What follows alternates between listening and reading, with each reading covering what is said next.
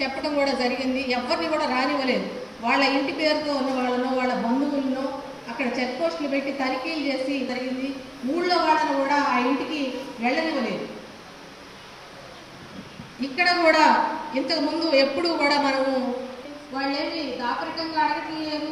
ప్రజలు ఆదివాసీలు గురించారని చెప్పడం కూడా జరిగింది. ఎవరిని కూడా రానివ్వలేదు. వాళ్ళ ఇంటి పేరుతో ఉన్న వాళ్ళను, వాళ్ళ బంధువులను అక్కడ చెక్ పోస్టులు పెట్టి తనిఖీలు చేసి జరిగింది. ఊళ్ళో వాళ్ళను కూడా ఆ ఇంటికి వెళ్ళనివ్వలేదు. ఇక్కడ కూడా ఇంతకు ముందు ఎప్పుడు కూడా మనము తర్వాత తీసుకొచ్చుకున్నటువంటి పరిస్థితులు ఉన్నాయి.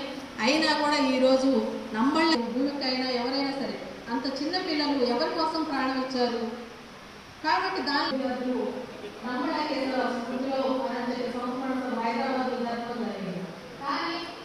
కానీ అది చరిత్ర నేర్పిన సత్యం. కాబట్టి భారతదేశంలో హిట్లర్ని చూసినాం, ముసోలిని చూసినాం, పెద్ద పెద్ద నిరంకుశవాదులనే చూసినాం. వాళ్ళతో పోలిస్తే అమిత్ షా మోడీలు చాలా చిన్నోళ్ళు. కాబట్టి భారతదేశంలో కూడా బ్రిటిష్ వాళ్ళు ఏమి చేసినాము, దాని ముందు మొఘలులు ఏం చేసిండ్రో ఇవన్నీ మనం చూసినాం. ఆదివాసీ ఉద్యమాలు అనేవి మావోయిస్ట్ పార్టీతోటి ప్రారంభం కాలేదు, కమ్యూనిస్ట్ పార్టీతోటి ప్రారంభం కాలేదు. దాదాపుగా తిల్కా మాంజీ అని 1750లో పుట్టి 1785లో ఉరికంబా, ఆ రోజు ఉరికంబాలో చెట్లకే ఉరేసి చంపినటువంటి సంఘటనలు అక్కడి నుంచి మొదలుకుంటే బిర్సా ముండా కావచ్చు, తిల్కా మాంజీ కావచ్చు, ఇదే బస్తర్లో, ఇదే మాడులో అక్కడ ఎవరైతే గుండాదారు నాయకత్వంలో 1910లోనే జల్ జంగల్ జమీన్ ఉద్యమం నడిపినటువంటి చరిత్ర మనది.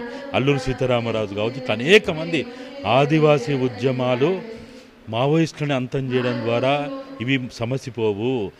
భారతదేశ రాజ్యాంగం ప్రకారం 5వ షెడ్యూల్ని భారతదేశ రాజ్యాంగం ప్రకారం 1996లో తెచ్చిన పేసా చట్టాన్ని లేకపోతే 170ని లేకపోతే ఐటీడీఏల ద్వారా ఆదివాసీ ప్రాంతాలను అభివృద్ధి చేస్తే తప్ప ఆదివాసీ ఉద్యమాలు ఇవి ఎప్పుడు కూడా తుపాకుల ద్వారా, సైన్యం ద్వారా, రౌడీల ద్వారా, గుండాల ద్వారా, హంతకుల ద్వారా ఈ ఉద్యమాలను అణచలేరనేది పాలక వర్గాలు తెలుసుకుంటే కనీసం చనిపోయినటువంటి వాళ్ళని శివాలకు కూడా ఇవ్వకపోతే మరి వీళ్ళకి ఏం రామాయణం మీద భక్తి ఉంది?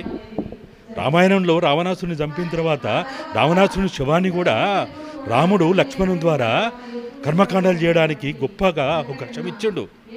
మరి రావణాసుడు అంతటి దుర్మార్గుడు అనుకున్నటువంటి వాళ్ళనే చంపిన తర్వాత శివం మనకు శత్రువు కాదు, బతుకున్నప్పుడే మనకు శత్రువు, చనిపోయిన తర్వాత మనకు శత్రువు కాదని భావించినటువంటి రామాయణాన్ని, మహాభారతాన్ని, వేదాలను వల్లించే ఈ ఆర్ఎస్ఎస్ వాళ్ళు, ఈ బీజేపీ వాళ్ళు మరి ఏం చేస్తున్నట్టు? చచ్చిపోయిన శివాలను కూడా ఇయ్యరా? కాల్చిన తర్వాత బూడిదను కూడా ఇయ్యరా? అంటే ఇంత దుర్మార్గమైనటువంటి మీకు భారత రాజ్యాంగం మీద ఎట్లా నమ్మకం లేదు?